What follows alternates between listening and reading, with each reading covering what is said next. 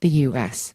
should lead the digital future of money. In his speech at CoinDesk's Consensus Festival Wednesday, Giancarlo, the head of the nonprofit Digital Dollar Project, said a U.S.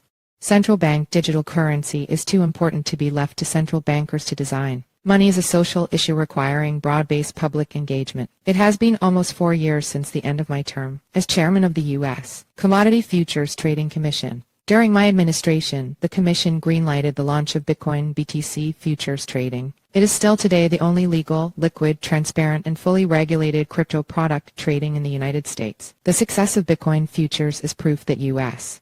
regulators can engage successfully with crypto if they have the will to do so. My proudest accomplishment while in government, however, was thwarting an Obama administration proposal to allow regulators to seize trading software source code without a subpoena. To this day, I take a backseat to no one in defending in both words and deeds Americans' rights to privacy against unlawful government intrusion. J. Christopher Giancarlo previously served as the 13th chairman of the U.S. Commodity Futures Trading Commission. He is also co-founder and executive chairman of the Digital Dollar Project, a not-for-profit initiative to advance exploration of a U.S. central bank digital currency. The following is an abridged version of Giancarlo's speech during Consensus Money Reimagined Summit in Austin, Texas. The author's views are his own. Upon returning to the private sector, I co-founded the Digital Dollar Project. My colleagues and I saw the need for a neutral forum bringing together both the private and public sectors to discuss and consider the opportunities and challenges of digital money, especially that based on the U.S. dollar. Read full coverage of Consensus 2023 here. As I say in my recent book, Crypto Dad, the Fight for the Future of Money. Money is too important to be left to central bankers. And by that I mean no disrespect. It is just that money is as much a social construct as it is a government one. The success of fiat money derives from the trust and consent of the ordinary citizens who place value in it. The public has every right, if not a duty, to engage in discussion over what characteristics should be present in a digital dollar. And that is what we do at the Digital Dollar Project: foster discussion and experimentation about a U.S. CBDC central bank digital currency. We ask what values, not only monetary ones but social, civil, and constitutional ones, should it possess. Values like increased financial inclusion and personal empowerment. Values like the proper role of law enforcement balanced against the constitutional right to individual privacy and economic freedom. And we're adamant that the U.S. should not deploy a U.S. CBDC or digital dollar before we know what that CBDC might look like. How can we support deployment until we know the exact form of CBDC to be deployed? But we do call for the U.S.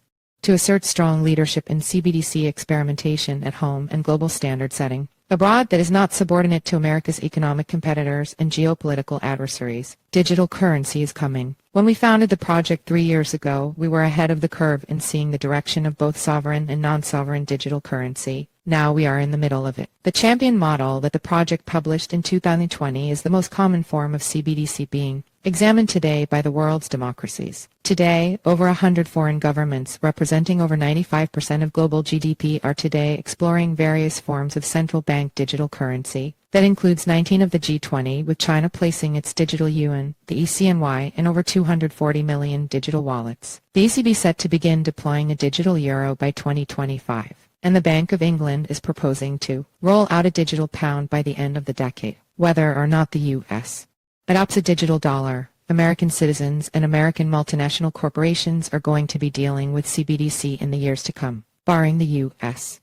from CBDC exploration will neither hinder nor stop the global deployment of CBDC. Here in the U.S., a lot of attention has been drawn to stablecoins with the reintroduction of congressional stablecoin legislation. Some believe that regulated stablecoins can provide American consumers and financial institutions with the speed and reliability of 21st century technology with all the safeguards against authoritarianism that Americans require. That may well be true, but there is no guarantee and certainly no constitutional requirement to guarantee privacy. What is clear is that both sovereign and non-sovereign digital currencies are coming and coming quickly. Thus, the fashionable debate between CBDC and stablecoins is already passé. It was always a false choice, and now it is moot. The future will contain both sovereign and non-sovereign digital currency. Americans, even Floridians, will not be able to shield themselves from it. Digital currency, promise and peril. The possible benefits of digital currency are many. They include programmable, instantaneous round-the-clock payments at much lower cost and greater access to financial services for both retail and wholesale participants. Digital currency may strengthen the ability of governments to implement benefits policy, allowing direct infusions of money across economies and vastly improving the administration of payments compared to inadequate U.S.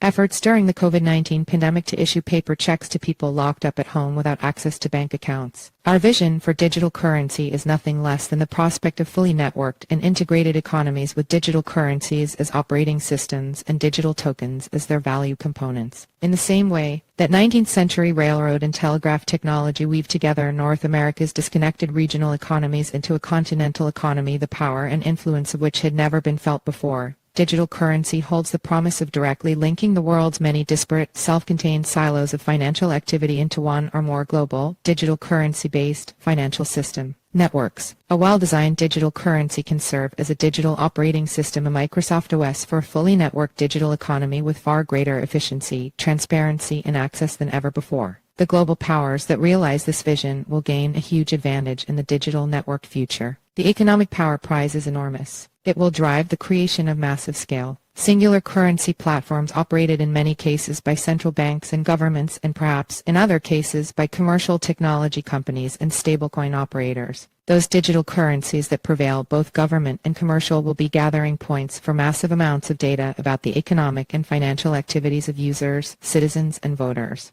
Many thoughtful people on both sides of the political aisle are appropriately concerned about misuse of such stockpiles of financial data, wreaking havoc on financial privacy and economic liberty. Florida Governor Ron DeSantis is not wrong to be concerned. In 2022, Congressman Tom Emmer Armin thoughtfully introduced legislation focused on CBDC privacy. Earlier this month, the House Financial Services Committee introduced a stablecoin bill that raises similar concerns about privacy in CBDC. Strangely, the legislation contains not a single provision protecting Americans' economic privacy when it comes to stablecoins. That is a grave oversight. Let's be clear. There is nothing inherently superior about non-sovereign digital currency in protecting individual privacy compared to CBDC. Nothing whatsoever. Both will be massive honeypots of users' financial data, creating the opportunity for wide-scale mischief and abuse. It is entirely foreseeable that private sector sponsors of cryptocurrencies and stablecoins, or even commercial servicers of digital dollars, such as wallet providers and others, could be put under government pressure to conduct surveillance, report on activity, and disable financial transactions with disfavored groups and activities in the same way that the U.S.